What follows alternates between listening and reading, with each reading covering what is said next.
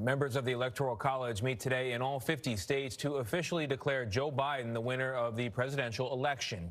Hundreds of Trump supporters, however, rallied across the country on Saturday to protest the results, and some of those protesters clashed violently with opponents, particularly in Washington.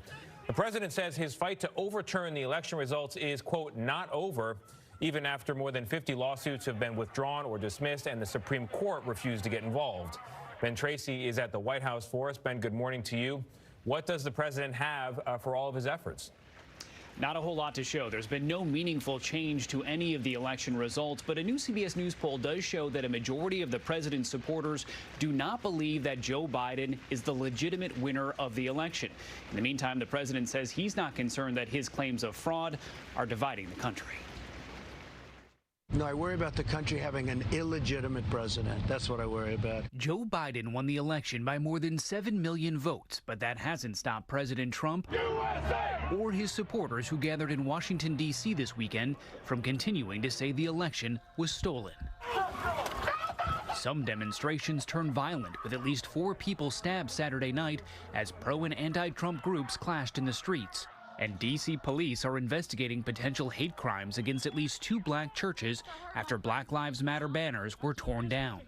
On the eve of the Electoral College vote, a new CBS News poll finds 82% of Trump supporters do not consider Joe Biden's win legitimate. Yet overall, 62% of the nation's voters feel the election is over and settled and it's time to move on.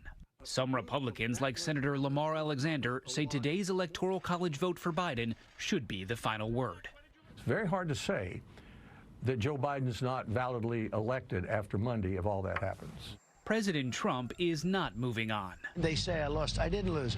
The election was rigged. Yet the president continues to lose in court, now saying the U.S. Supreme Court chickened out Friday night when 7 justices, including all 3 Trump appointees, refused to hear a case to overturn the election results in several swing states. And tonight, after the Electoral College vote, President-elect Biden plans to address the country. His team says he will continue to reach out to the president's supporters. And to bring in those folks who may not, they may not have supported him. They're disappointed in President Trump not winning. But he's made the case that, he's going to listen to him. Now today, the 538 members of the Electoral College will meet in states across the country to cast their votes. President Trump expected to get 232 of those votes. Joe Biden expected to get 306. That will make him the official winner of the election. Congress will then officially tally those votes on January 6th. Tony. Ben, thank you very much.